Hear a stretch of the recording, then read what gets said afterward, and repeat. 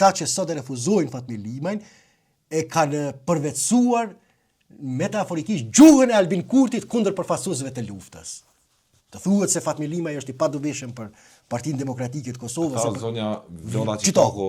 Kush e ka e thanë dhe disa figura të tjera. Po ndëgjoj, po kush është i pari i cili ka imcu këtë lloj ndarje të madhe ndërmjet klubit të stërvjetëruar politik dhe atyre që përfaqësojnë forcën progresive novatore.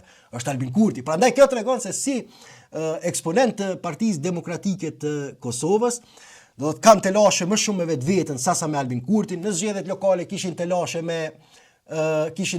me kryetarin e Drenasit.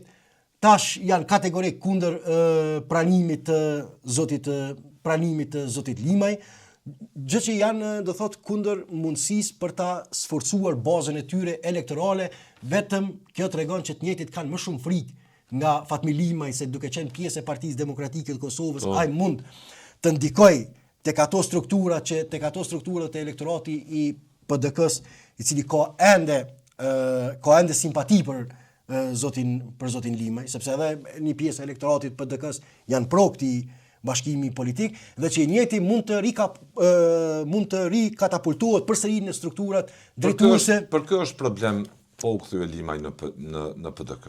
Po unë besoj kush po bën rezistencë sipas. Po shihet kush po bën rezistencë, do thotë ata që po flasin publikisht, siç e pa dje, përgjithsisht është ky klub i kush janë emrat për ju? Po ndëgjoj. Ata që po vrehen, mund të shihen. Ata që mund shihet pse po vrehet kjo rreth, aty nuk duhet tash të përmend emra, mirë po shihet që janë kryesisht këta që po konsiderojnë për ju Bedri Hamzës kthimi i zotit Limaj. Nuk e di për Bedri Hamzën. Zoti Enver Hoxhaj. Besoj që po, do ta sfidonte autoritetin, por më shumti zoti Xhavet Haliti. Jo, nuk besoj që zoti Xhavet Haliti i pengon. Vlora Çitokut. Kryesisht Urani Smajl. Po kryesisht Abedar Tahiri. Po këti grupi të trinjve politik, sepse dihet që Fatmir Limaj gëzon lidhje shumë më të madhe brenda PDK-s me bazën elektorale të Partisë Demokratike të Kosovës sesa ky grup. Njëjtit nuk kanë as kontakt, nuk kanë kontakt me bazën e tyre elektorale.